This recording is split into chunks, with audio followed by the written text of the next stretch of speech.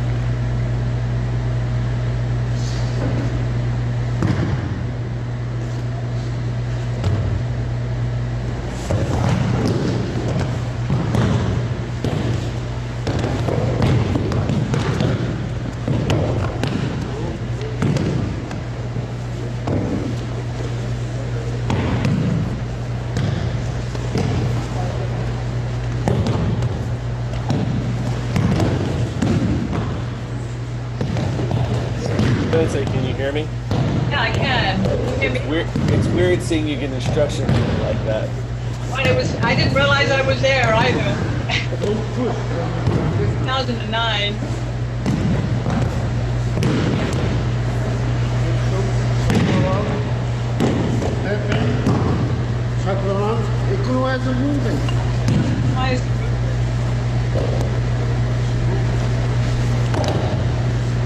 So is this a Zen no Sen, Go no Sen discussion? Is that what we're watching here? We're watching a stomach camp, and I'm not sure which one it is. Rob Schenk was videographer. That's why it's a good video. It looks like he's discussing Zen no Sen, Go no Sen. Am I correct there?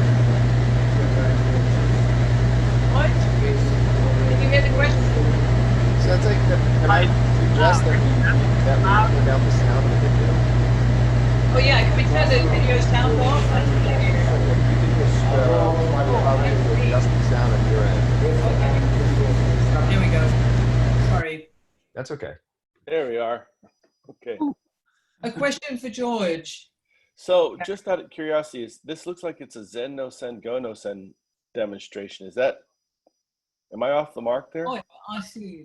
Yeah. Definitely talking about, no gap. As soon as the okay raises their arm, you're right with them. There's no gap in between. But yeah, he's talking about timing and also connecting.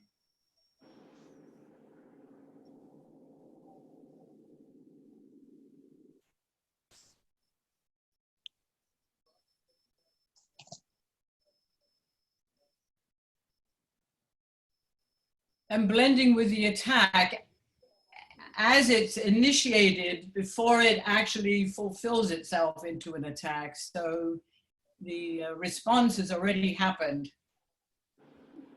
It's like one movement. It's not even two. It's one. Mm.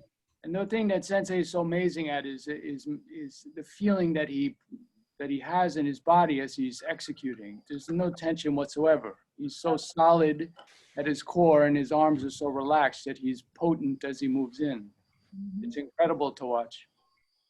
But it's so simple too. It's so right in front of our face, and yet at the same time you can miss it just by getting caught up in watching. I don't know what you might get caught up in, but it's so simple. It's right in front of us.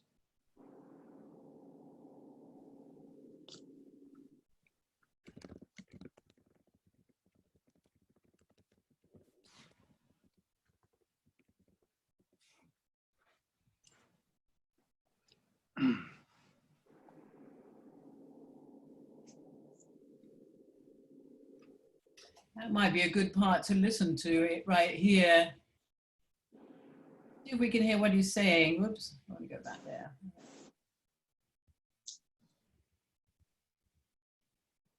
Oh, I missed it.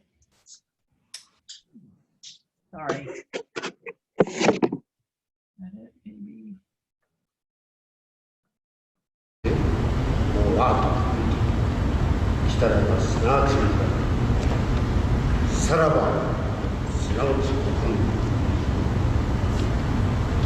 When he leaves for see what. That's it. Breathe.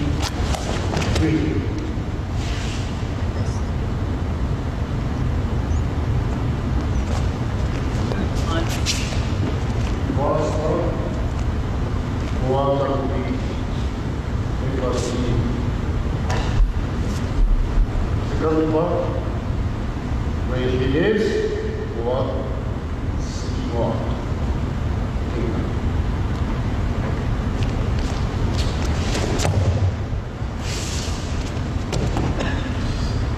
You see, we tempting does our own body because we've been so useful.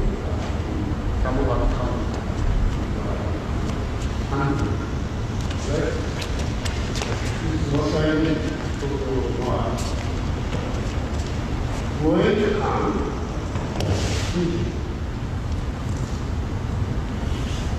That people talking why you have no sense of why.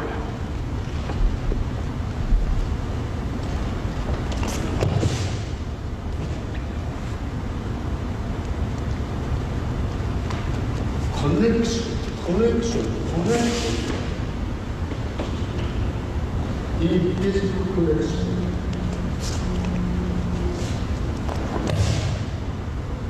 Right in the prime spot.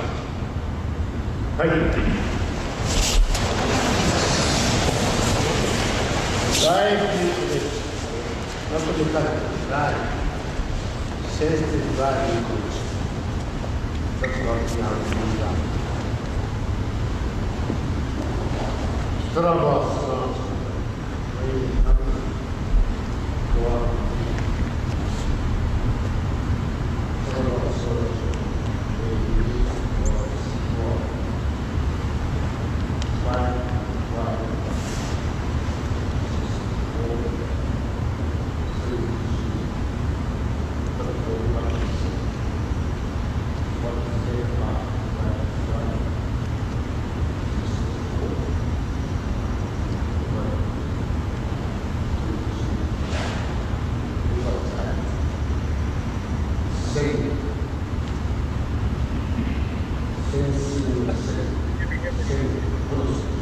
Sorry, somebody speaking?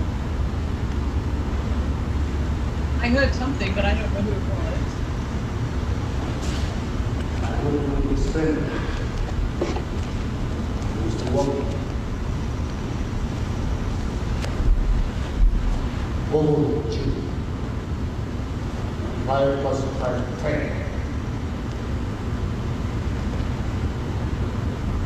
Is anyone able to understand what he's saying or hear what he's saying? Because if not, I'll just forward it to the next demonstration. I personally cannot make out what he's saying. 10 difference compression. Two numbers adding each other, difference process.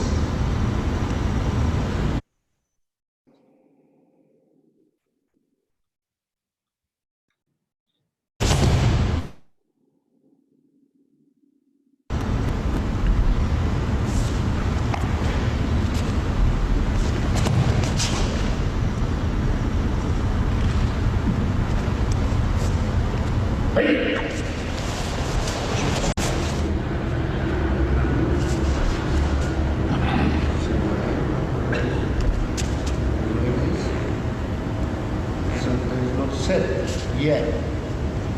So you cannot do body as a school. So as you move, break it down. Breathe careful. And you breathe. And you go foot back to foot. Connection. Right. Connection the back of foot on the floor wherever you started. Breathe out. Not when your emotions, no, breathe out. Then you get stuck somewhere. But you have to contact training. Connection the body and big earth, Mother Earth. Don't cut it off with great social power.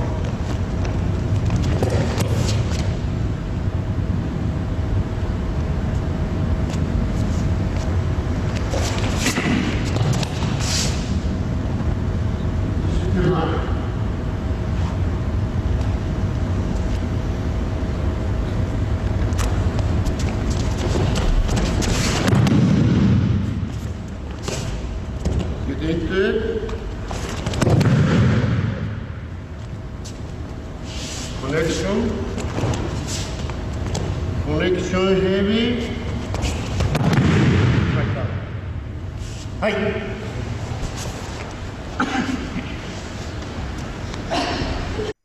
Okay, it seems to me like there's really a lot in what we've seen to actually talk about. So before we go on to anything different, does anybody like to make any comments? Or here we have a great opportunity to talk about this with George Lyons Sensei.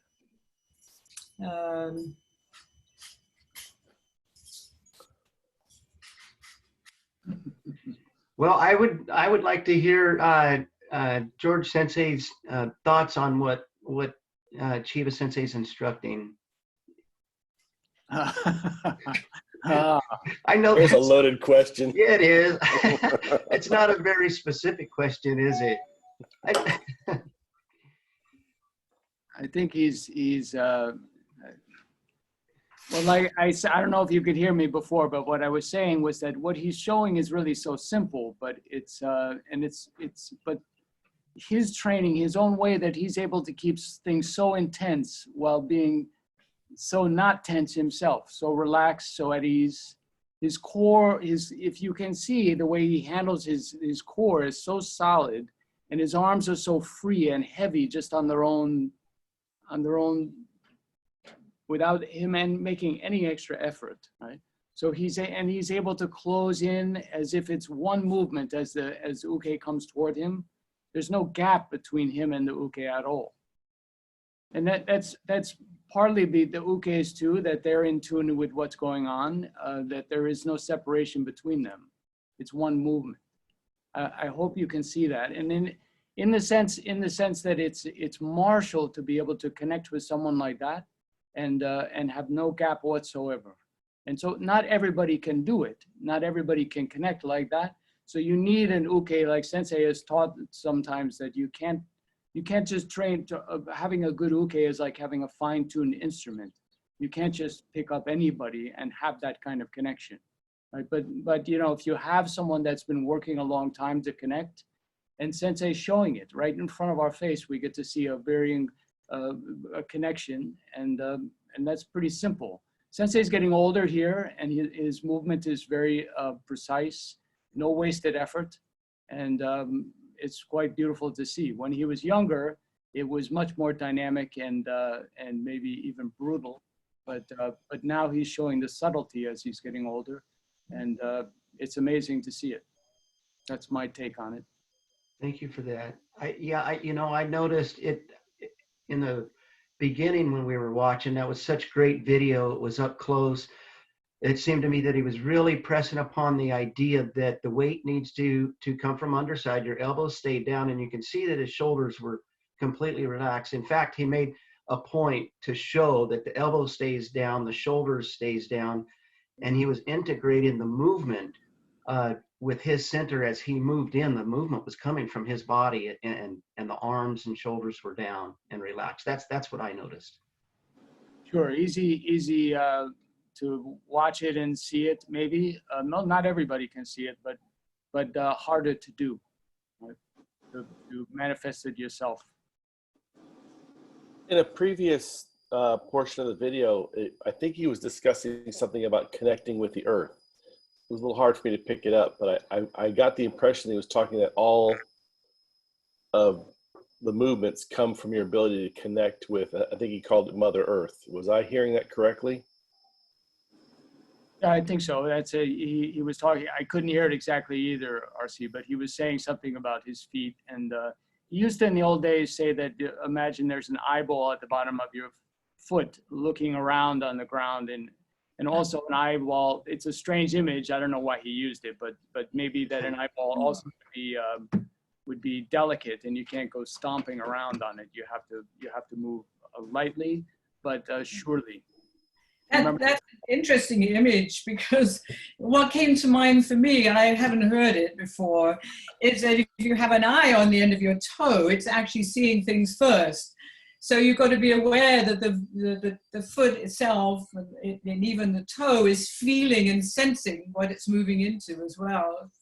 Yeah. There was a priest that he wrote about in Japan that said you should feel with your eyes and see with your hands. And so I think in thinking like that, Sensei was doing something similar, seeing with his feet. Yeah. Uh-huh. We've actually had some discussions in prior Zoom sessions. One of them talking about Sensei's hands and how they are so responsive and how they move almost ahead of the movement. So the hands draw in uke, and the movement starts really as soon as maybe uke even thinks about moving. Sensei is already blending with that and moving it and turning it over.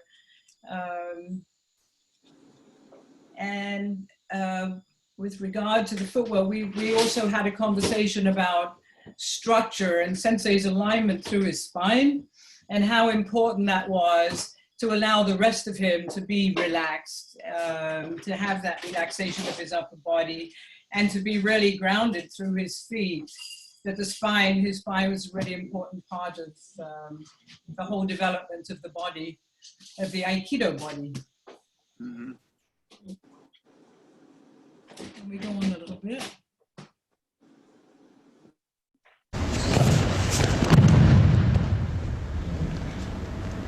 Sensei, my teacher,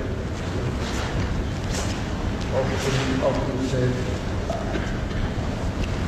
after all my feet, and they probably not take one second. How?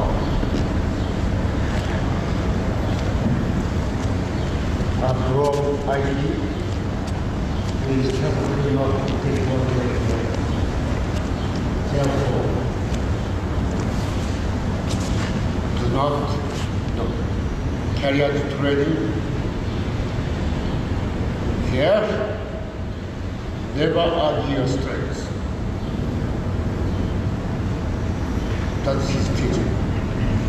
Was there any written statement of that there? Is that the poster? Yes. Remember? The question remains, how could it happen in our training? Twisting arm, this, that can be enough to take one's life away.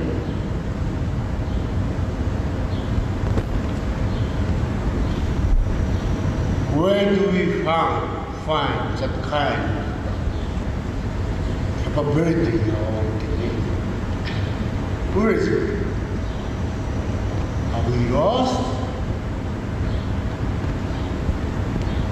Or there was a fair statement to begin with? I don't think so.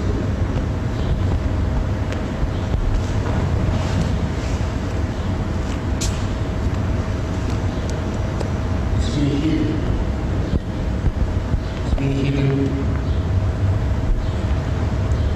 Especially after the war, previous war. He told me personally, me as a disciple, he told me a number of times, you pursue martial training. Seriously and sincerely. But I tell you this, he never takes that out in public. That grave contradiction.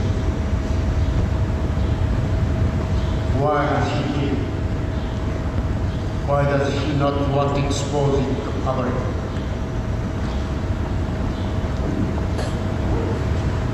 Think about it.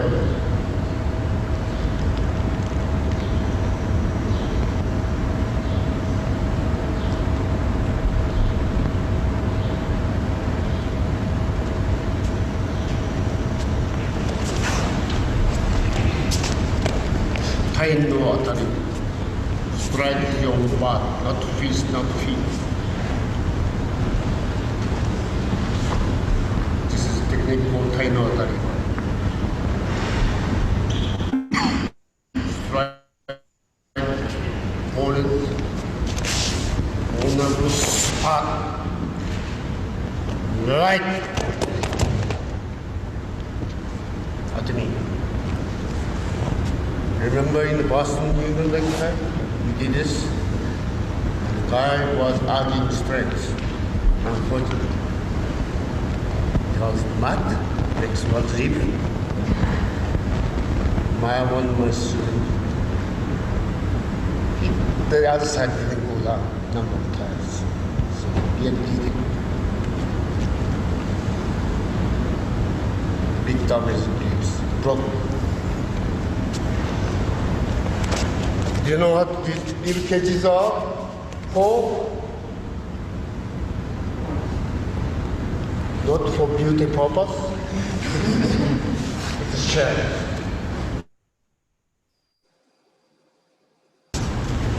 Low to well. This goes on. I was throwing. Get there. Get there. The side. One step. Side. Still. Please.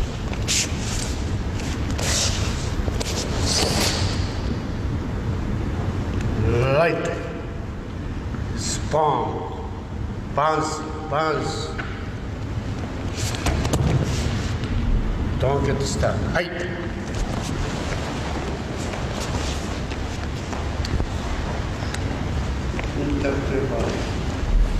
Silence it. Does anybody wants to come in there?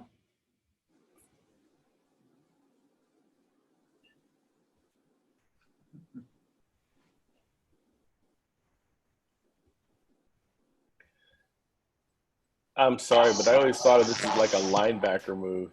It looks like somebody coming right up under for almost a Well, block. I think there's a big difference between a linebacker doing it and Sensei doing it, because he was talking about that flexibility, that absorption, and then giving it back, as opposed to linebackers who probably just You run them over, yeah, pretty much. Yeah, you just This run them over. really different and a lot. Okay, now he's nice. Can you hear me, or am I really staticky? I hear you. That's okay. Yeah, I had a question on this one and the version he was doing before, the open-handed one, where it was like kind of like throwing it down into like almost like a low kind of cookie nugget get on type thing. I've always wondered the angle. If it's a strike, I guess it makes more sense to go, but like it seems to me that angle is going straight into your opponent's hummy, and it's like there's no balance taking. You know what I mean? I see it as a strike now if you're just trying to go for the ribs. But like right there's no reason for him to fall. You know what I mean?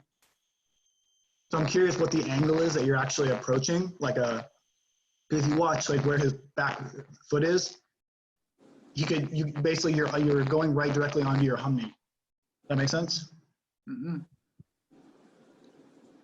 Yeah, I would say it's not straight on. I would say there is a bit of an angle. I mean, that'd be what I think Sensei is doing, but I see it's like I said before, he's getting older and his movement is really precise and subtle too, right? So if his angle is just like a tiny bit off of straight on, that's significant, right? And he's making the point that you're coming at the ribs and breaking them. Yeah, from a striking point, I totally see the angle there, but when it was done earlier open-handed, when we usually see it as like a throw, I've never understood the angle. So I guess that makes sense. Okay. Yeah, like right there, yeah. There's a young George, by the way. Yeah, in the back there. Yeah, on the right. It also seems that like Sensei's talking about or emphasizing attacking the center and not trying to control your partner from his peripherals, from his arms or extremities, but really attacking his center, it seems to me.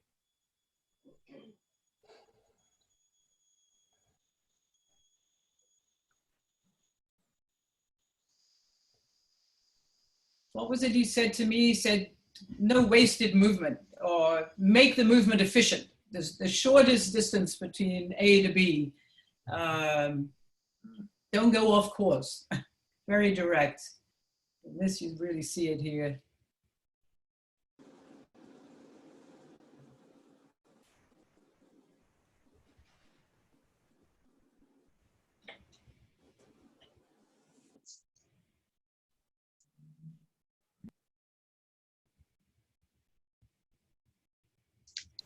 Yeah.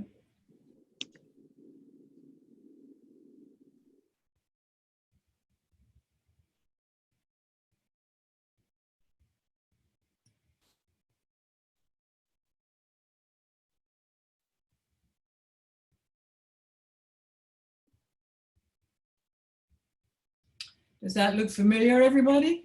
It should. It should look very familiar.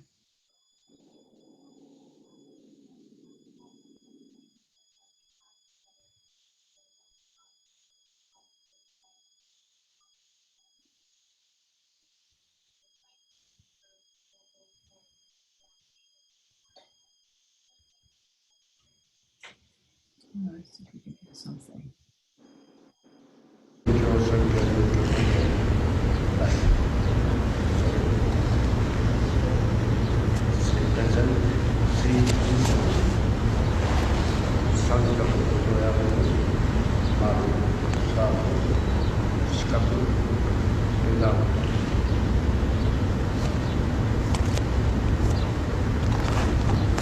These five rows are known as shochu, pine, bamboo, shrub.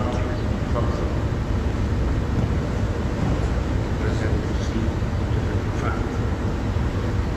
This is called shochu.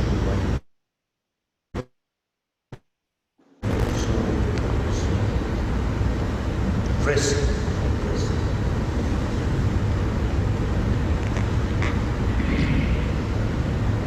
Pressing baby.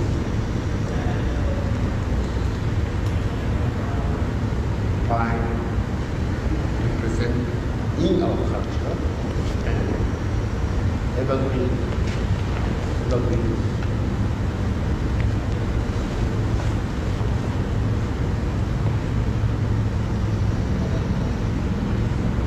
Take, bamboo, straight, honest.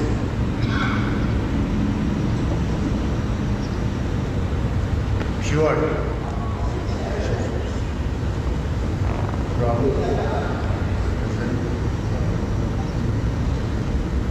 rest.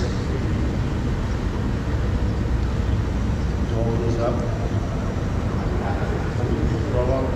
Fast flower in the middle. After up to the thrust up. In middle. After the four parts,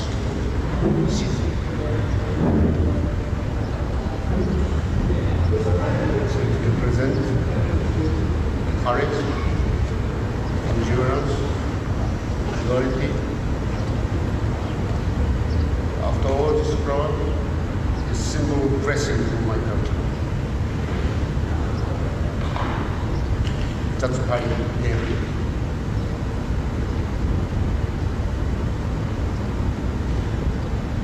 Trust, Aikido is broken. Last one, number 6. Aikido speak. Aikido speak. Aikido speak. Aikido speak. Do you know what Aikido speak is?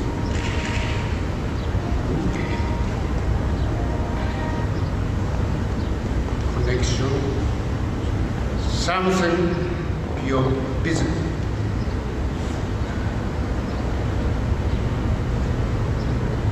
Physically visible. Can be applied our relationship. Visible. In other words, what we call tacit understanding, connection, tacit transmission. Closer to that, he must be connection without using relying on material forms. That's what Kimsby is. You see, I told you, I spoken about your quest in your study. To begin with, when you start like this. Your right is straight away from main path. More effort you put into, further your way. Away. That's very important in study.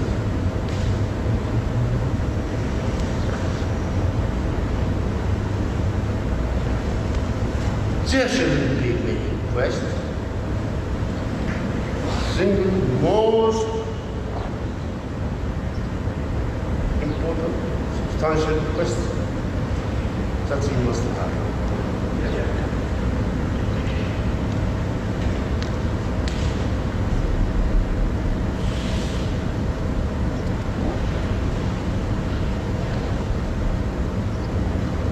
What is it? Zen.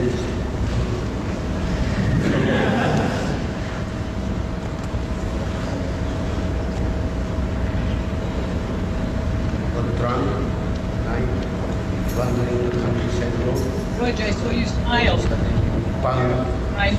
Big than you. What's the road? It's a car.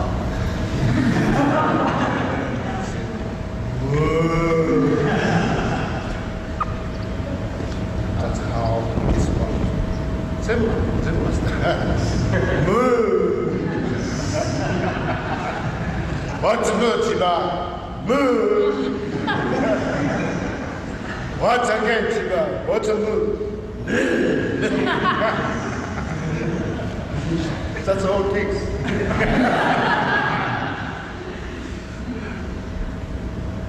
Isn't it? Maybe a case, isn't it?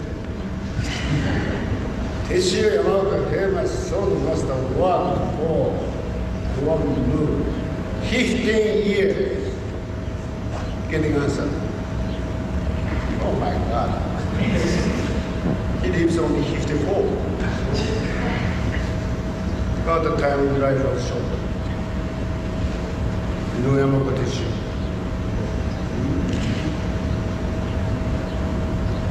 That's strength, amount of power, even sometimes 15 years together.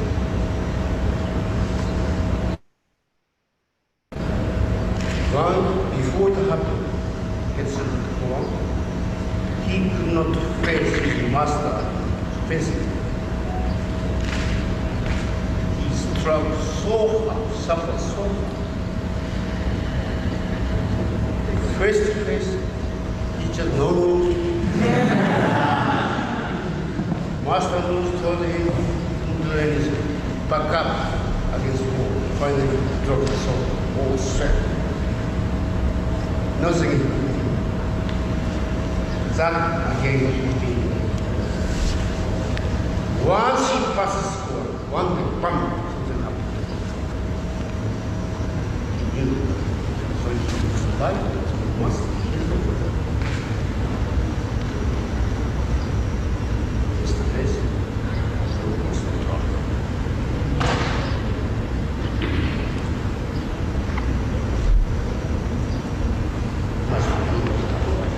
See.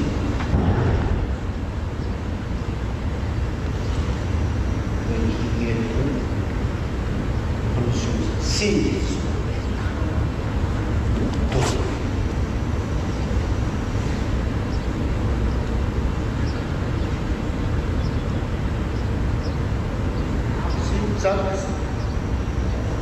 That's tacit understanding.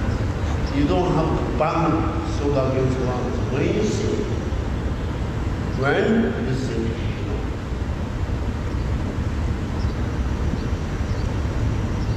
I'm sorry we can't hear more of what he's saying, but I heard from Daryl that his English is being translated. So at some point we will have a translation of his English. Is anybody getting any of it? Not really. Not much. No. I remember being pretty far in the back and not being able to hear then either.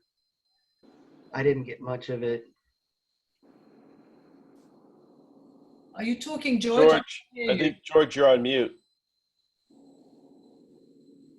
There you go. Oh, Can you hear me? Now we can. Can hear you now. He's talking about what we're looking for is physically invisible. Did you hear that? That he said that? No. I heard you say that. There's a tacit understanding that comes up in the training that you can't show. It's physically invisible. And I think he was talking about the koan of mu.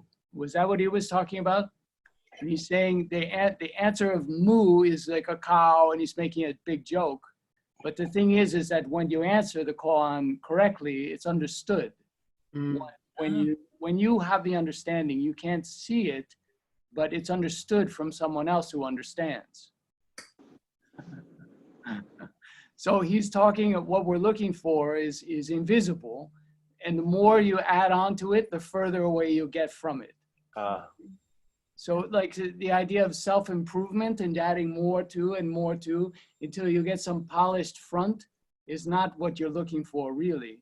You're looking at tear down the front so you have something really substantial from the center out that's genuine and not a facade. Does it make sense? yes. Okay, that's what I was getting from it. I mean, I was hearing just a little bit too. I guess I heard it back then. I was close enough, but anyway, that's what I think I got from that talk. And he said something too about, which is, Coryl, maybe you remember this, that O-sensei said to him, you study and study and study, and you get a sense of it yourself, but you never show it to anyone. Which confused Chiba Sensei. He said that confused him because well, how can you not, you have to go out and teach and show people.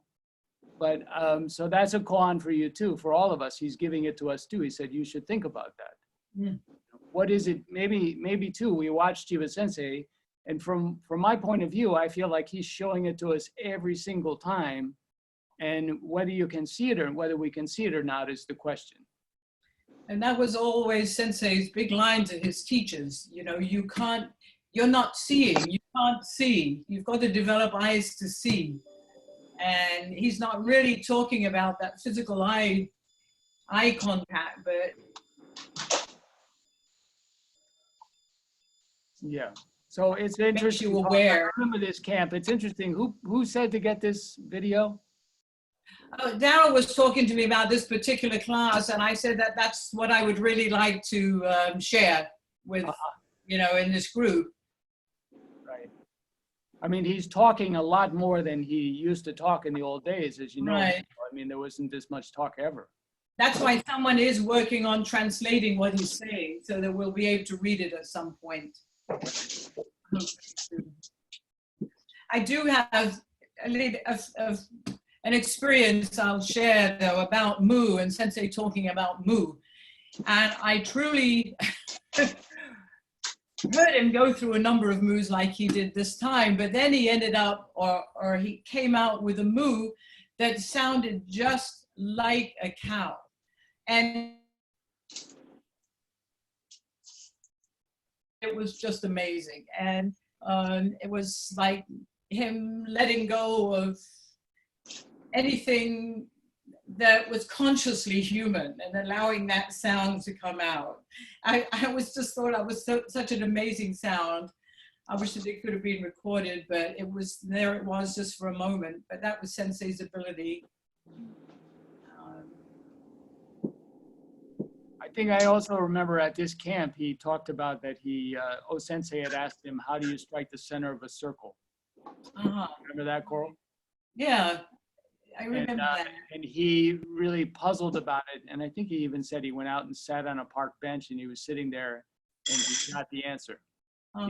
He got the answer for himself.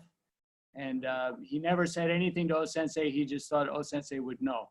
He would. And I guess he did. He didn't, O-sensei didn't need to be told. And nor did Chiba Sensei need to be told about any process that was going on in any of his students. He just knew it. And sorry, I missed a little piece of that. What about the center of the circle? How do you strike the center of a circle? Oh, Sensei asked Chiba Sensei that question. Don't think about it, Tim. I'm not ready yet. You won't get there if you think about it. Yes, he certainly, this was a time of his life when he was far more, I would say, thoughtful about what was going on. And, you know, when you get older and you have to slow down, it does give you that opportunity to look more deeply into the source of what's charging, in a way, your movements and your awareness. There was a lot going on at this camp. Yeah. And there was a lot of other stuff going on aside from classes. And at one point we were at one of those meetings and class was going on back at the dojo, and somebody said, we got to get to the dojo. And Chiba Sensei was like, what are you talking about? We're training right now. You remember that? No. He was kind of, this is all training. We're not, you don't need to be at the dojo. This is it. We're doing it right now. Sensei carried it. Sensei was it. Sensei, there was no gap ever. That's something to look for in our own lives. Even when you sleep, it's you're carrying the same feeling.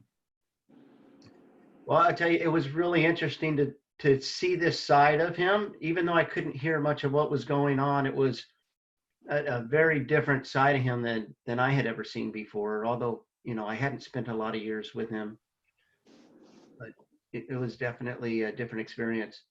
No, you could read his presence always. And he was a very, very unique person. We're all unique, but Chiba Sensei had a uniqueness of his own that was quite remarkable and could be terrifying.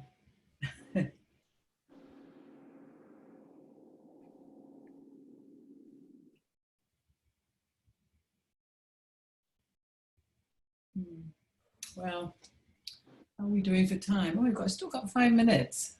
Okay, so what came after this?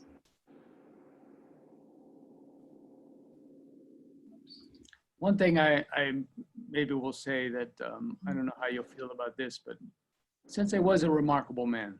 And I'm so happy I met him. I feel like it changed the course of my life. But I think the thing that worries me sometimes is that we get stuck on the idea of a Superman like Chiba Sensei, and we don't go looking for it in ourselves.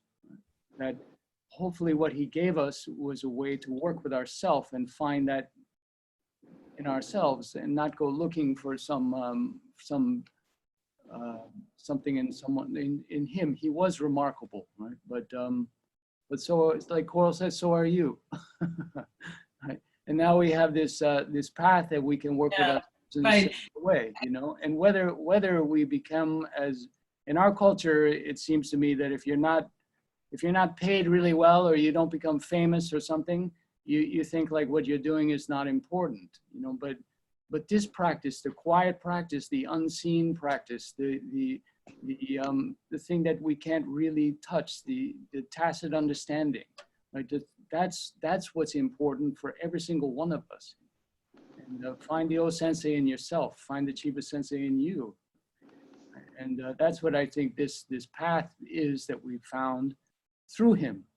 And he's offering it to us right in front of us. And in terms of, I think, in terms of Aikido schools, our school, our Birankai is pretty small, you know, because Chiba Sensei was so intense.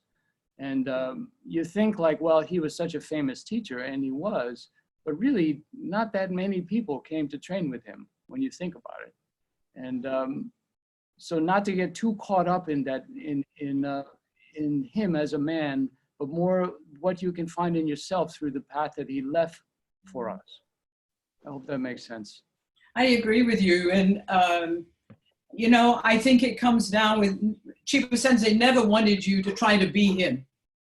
I mean, it's a lot easier for me not to try to be Sensei because I'm not a man. And it's not a materialistic goal at all in Aikido. Sometimes you need someone like a Chiba Sensei or something in your life. You'll find everybody has problems in their life, that, but you don't always think they're well-meaning to help you find something in yourself. You think it's just a problem in your life. Chiba Sensei was certainly a problem in my life at a certain point.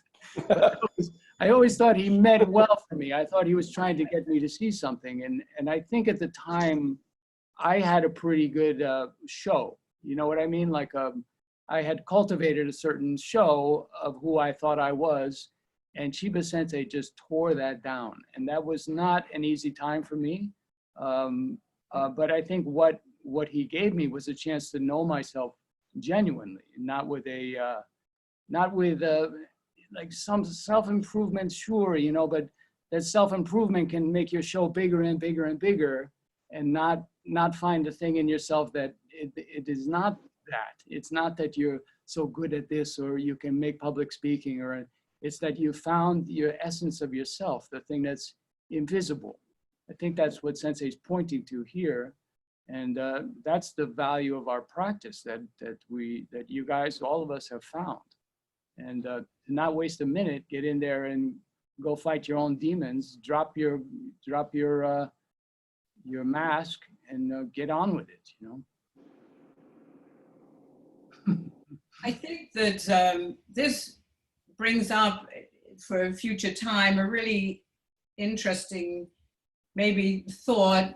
Discussion about what transmission really is, because what is it that was transmitted from Chiba Sensei to his students? And I think that it really isn't any kind of objective thing at all, but it is the way that he had in his teaching of opening up his students to themselves. And as George said, it could be, it never was when you wanted it to be, but it was really necessary. And I think that's really what transmission is. I don't think it's a giving anything except of himself in a way, but not. Oh. Look like Sensei's calling. Anyway, I think transmission is a very, very interesting thought for a future discussion, actually, what that really is. You know, from the different levels that you start off thinking, well, Sensei gave us all these wonderful weapons forms to study. You know, that's a kind of a transmission. But then slowly, as you get on, you find, oh no, you know what? It gave me the opportunity to continue studying what I'm doing and studying myself through my students, and hopefully helping my students to open up to themselves. And, you know, that is the study in the end. So, and I think that somehow is what transmission is about.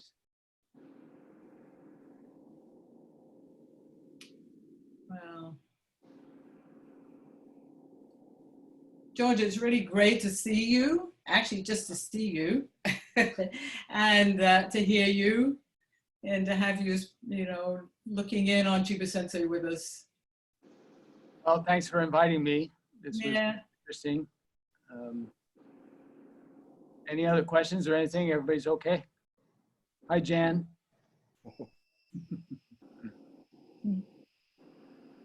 Doing I good. think one question I had was, I know you just mentioned that Chiba Sensei said we don't have to be training within the dojo.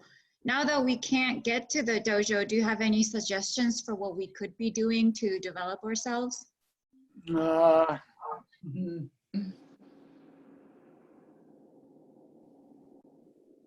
mean, maybe that's something we have to find for ourselves too, but. No, yeah, it is, of course. But when I was young and I was frustrated by the fact that, let's see, when I was Chiba Sensei would pick me up sometimes and use me, and sometimes a lot, and sometimes, you know, not so much. But I never felt in a class relaxed in the sense of like, oh, he's not going to bother me. I always felt concerned. So a kind of like your nervous system's a little bit like on edge all the time, right? And so I thought, okay, this isn't working. If the only time that I am working and getting a feeling of how to be with him is at the moment that I'm actually with him, I decided, okay, I have to practice like everybody is Chiba Sensei. So I'm always with him, even when I'm not with him. You understand what I mean? So he became, the idea of him became something I've put everywhere in my life. I started thinking like, well, if I'm nervous to be with him, what if he was here right now? What if the situation, the person I'm training with, even though they're a beginner and they don't frighten me, what if I still brought the same attention, the same way of being, the same alertness, the same attentiveness that I need when I'm with him, because it felt like life and death. What if I brought that same attention now to this person, not going at them fiercely, but having the same feeling about myself? Does that make sense? Mm-hmm. Yeah. So I started looking at just everything in my life like that.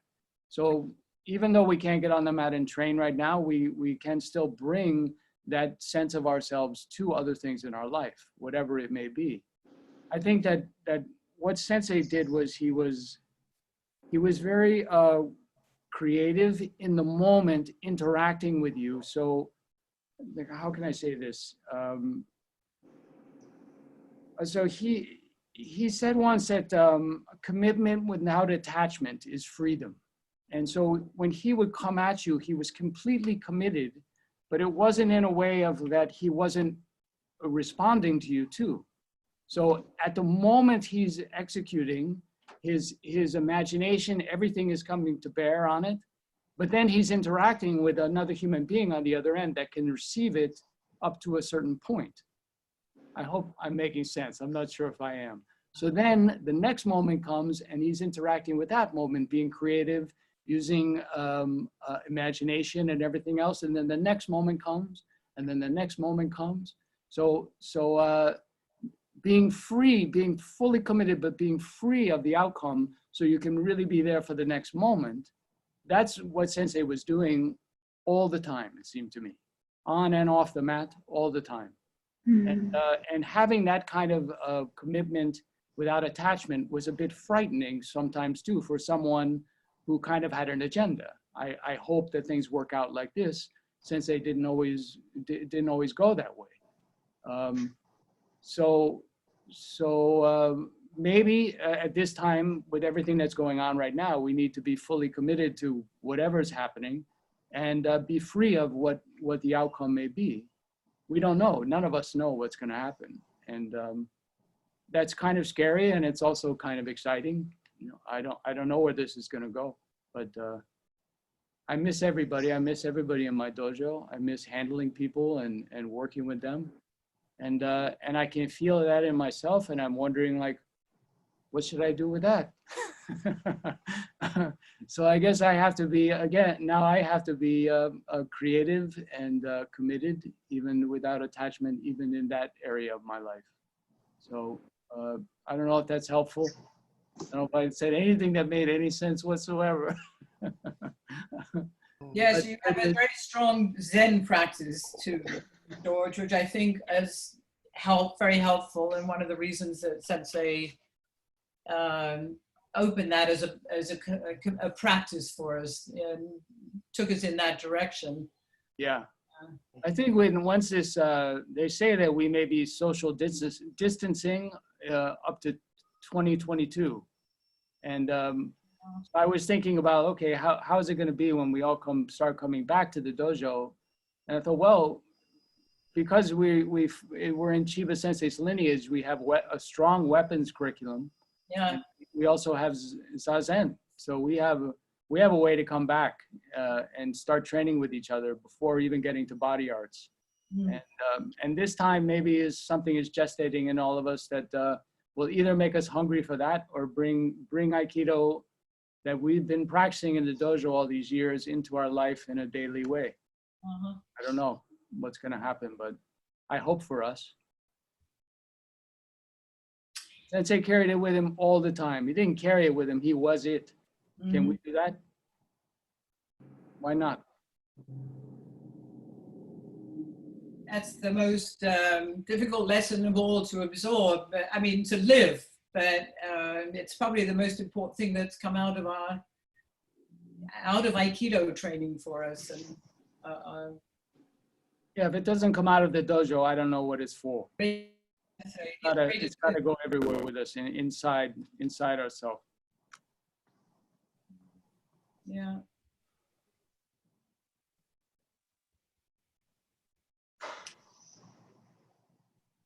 Well, it's very nice to know that as you get older, you can slow it down. I have to say I've got to that part in my life, so. Yeah, I agree with that. And yeah, that actually, this is an opportunity to actually study what we've been doing rather than just do it for the couple of hours we have a class and then go home and doing something else. And you know, you've had sort of the experience, but we haven't had the, you know, we don't have the opportunity quite like this opportunity is giving us to really look deeply into what we're doing, into our own bodies. And hopefully these sessions are giving us that opportunity. It's sort of one way of keeping us together, but keeping our practice going. Yeah, it's true. We're doing Zoom classes too, as best we can, and I try to look into the screen and see how everybody's doing. How's everybody doing? It's hard to tell because not everybody shows. I'm just leaving everybody to their own devices and just doing it myself completely. And I have to say that we are on Wednesday where we've been really focusing on the dynamic breathing exercises that Sensei did, as well as sort of foundation bodywork and footwork things and basic weapons. But when I came home on Thursday morning, I woke up and my body was quite sore. So I know that I was really doing it. So I'm just hoping that my students' sense of, you know, that their own sense of responsibility to their own practice has brought them to that point, and that they have some sore muscles out of it too.